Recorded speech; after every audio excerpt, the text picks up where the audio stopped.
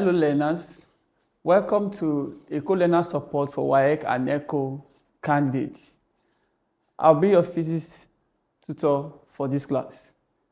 This class I'll be taking you through elasticity. Let's go.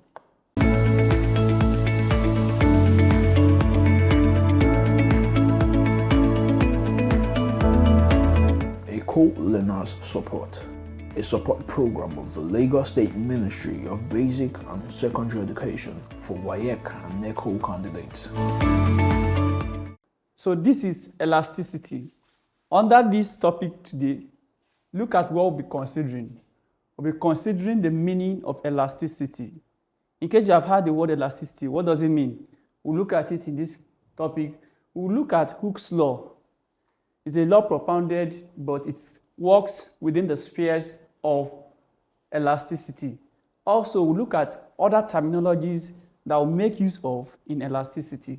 So with that, what are those things you should have in mind? At the end of this lesson, you should be able to define the word elasticity. So which means that going on the streets or you meet your junior ones, they should be able to ask you, I have heard of this word elasticity. Can you tell me the meaning? So at the end of this class, you should be able to do that. Not only that, you should be able to state Hooke's law. Hooke's law, like I said, it works within the sphere of elasticity. So you should be able to state what that law is. Also, all of that terminologies we'll be considering, you should be able to describe them, tell somebody about it. Now, elasticity, from the word elastic. When something is elastic, it means it can go beyond its original size. So, and for that to happen, it means that it must be under the influence of force. So, when we say something is elastic, it means it can increase in size.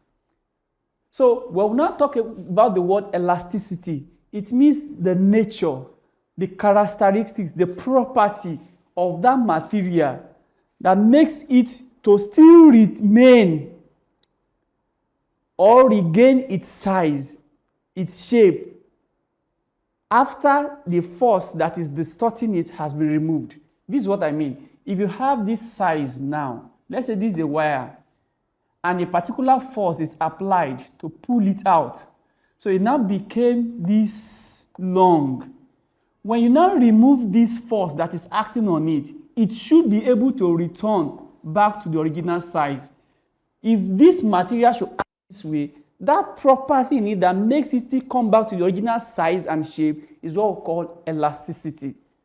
So that is what we are talking about in this class. So when we talk about elasticity, a particular scientist worked on this elasticity and he came back with a theory, and that's what we call Hooke's law. When we talk about Hooke's law states that whenever you experience an extension E in any elastic material, that extension is caused by a particular force. So there is a linear relationship between that force and the extension. That is what Hooke's law is saying. So Hooke's law is saying that for every extension produced, there is a linear relationship between that extension and the force.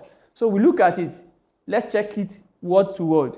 Hooke's law states that the extension produced by an elastic material is directly proportional to the applied force, provided the elastic limit is not exceeded. Always take note that there is a clause.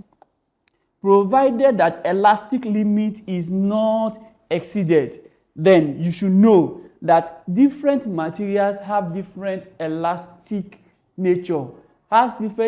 Each material, as unique as they are, their elasticity are also unique. So the elastic nature of a metal is different from elastic nature of a plastic. So let's take note of that. So from Hooke's law, we say that force that is causing that extension has a direct relation with the extension it produces. So which means that for every extension you have is a function of the force acting on that body. So which means if you have a body this way, if this is the length of the body, if you have additional length to it, so which means you now have it this way, so this extension you are having is a function of the force that you have applied. So which means that if you apply a larger force, so if you apply a larger force, you will have a longer extension. That is what Hooke's law is saying. But all of this will happen provided you have not exceeded the elastic limit of the material.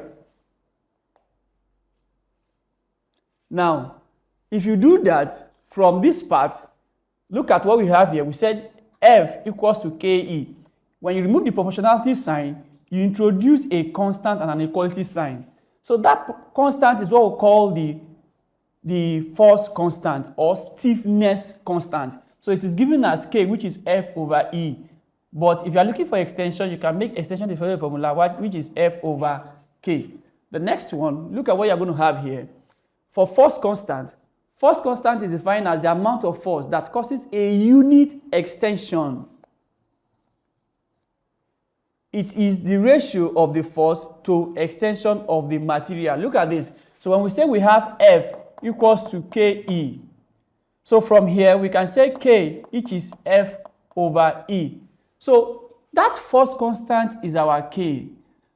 It's talking about the force that is causing an extension in that material. So look at it. What is happening is that the amount of force that will cause a unit extension is what we call the force constant. That's what you have here. Now, from Hooke's law, there is a graph that explains Hooke's law. How did you arrive at this graph? This graph is a function of the relationship that exists between the force and the extension. Like we rightly said from Hooke's law, F is equals to KE. So there is a relationship between F and K. It's a linear relationship. What happens is that as F increases, the value of extension produced increases. As F decreases, the value of E also decreases. So which means that when you plot a graph of force against extension, you experience a straight line graph. That graph is divided into two parts. We have the region of elastic deformation and we have a region of plastic deformation. So for the region of elastic deformation, Hooke's law holds, is obeyed, in the sense that the object's same size and shape is regained when the distorting force is removed. But for the plastic deformation, once an object gets there, it's a point of complete damage, no return. So for elastic deformation, that is the only region where this Hooke's law holds. So crossing to the plastic deformation, Hooke's law does not hold. So if you are solving any question and the limit exceeds elastic region, then Hooke's law should not be applied in that case. So from point O to E, that is the elastic region. That's where we call the elastic region. And then from point E and beyond, that is where we have the plastic region. So from O to E, within that place, you have the elastic limit. At that point where the elastic limit is talking about the maximum length to which it can be stretched. So that is the elastic limit. So let's assume as an athlete, you can run 100 meter race, 200 meter race, maybe 1,500 meter race. You know you can't go beyond that. That is your maximum. That is your limit. So which means you have an extent to which you must not exceed. Now look at this. That is the elastic limit. The yield point. The yield point is talking about the exact point whereby the material loses its complete elastic property and become plastic. So that is what we call the yield point. All right. So From this place, crossing the elastic limit, crossing the yield point will lead that object into plastic deformation. And if that force causing the deformation is not removed, you will soon see that it will reach a point that it will fracture, it will break. So at the point when it is breaking, that is you can see the physical damage that has been done to it. But just before that happens is what we call the maximum load. The maximum load is the highest or the largest force that can act on that object before it separates or before it fractures. So the next part, we'll make use of some terminology in elasticity. Like I have explained, the elastic limit, I have explained it. The yield point, I have explained it. And also the breaking point. The breaking point, I have explained that also. Now let's look at terminologies used. Let's continue with terminologies used in elasticity. There's what we call the tensile stress. The tensile stress is defined as the force acting on a unit cross-sectional area of a wire or a rod, or force per unit cross-sectional area of a wire or a rod. So what we are saying, when we say tensile stress, please I want you to be careful, because when you are making use of the word, most cases as young physicists, learners, you make use of the word stress. It's fine as stress, but we have other kind of stress. So the one we are talking about here is that tensile stress. We are being particular. Please take note. We have shear stress. We have bulk modulus. We're not talking about that. We're looking at the tensile stress. So take note. So tensile stress is defined as force acting per unit area. And we also talk about tensile strain. Tensile strain is comparing the increase you have gained with the original size. Let's assume you have somebody now. Let's assume you have a student of this height in GSS1. And in SS1, the boy is now of this height. When you compare this height in GSS1 with this height in SS1, you will see that there's an increase. You will now decide to compare the increase here with the original height.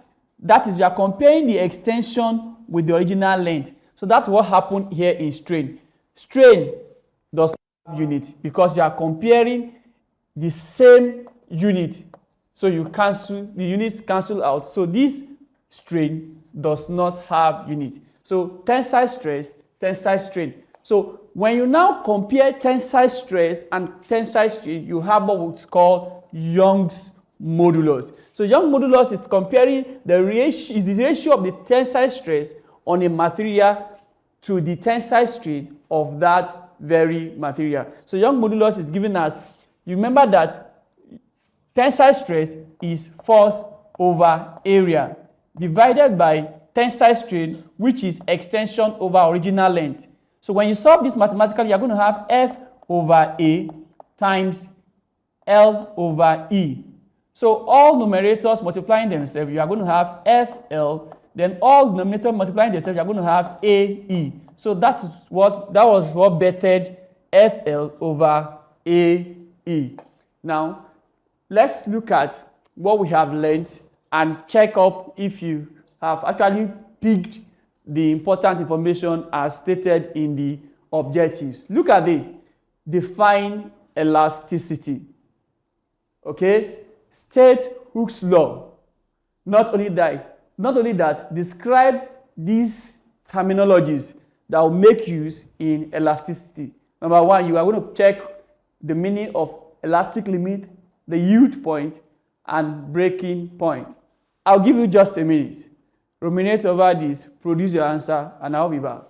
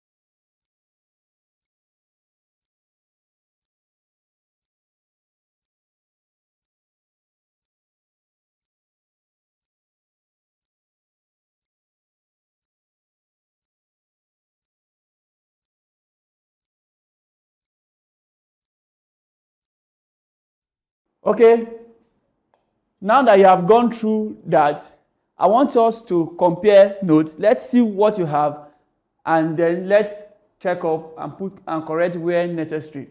Look at this. Number 1 says define elasticity.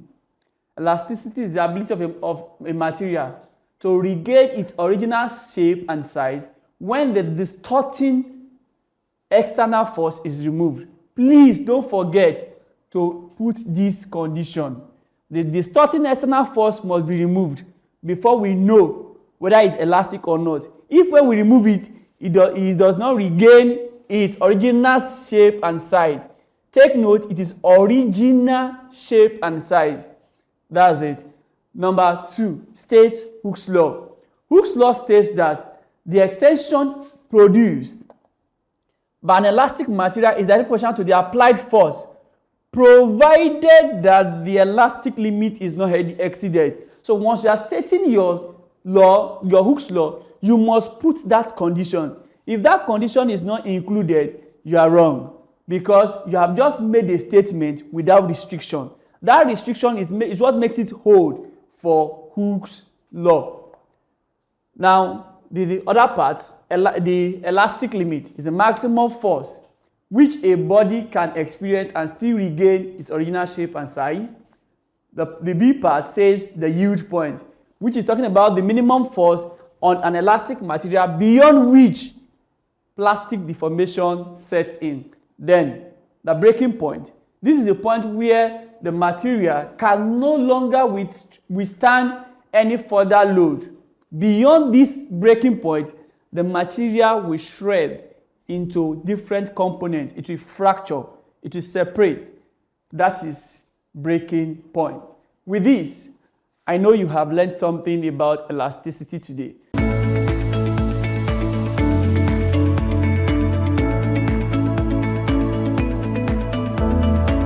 Eko Learners Support, a support program of the Lagos State Ministry of Basic and Secondary Education for WAEC and NECO candidates.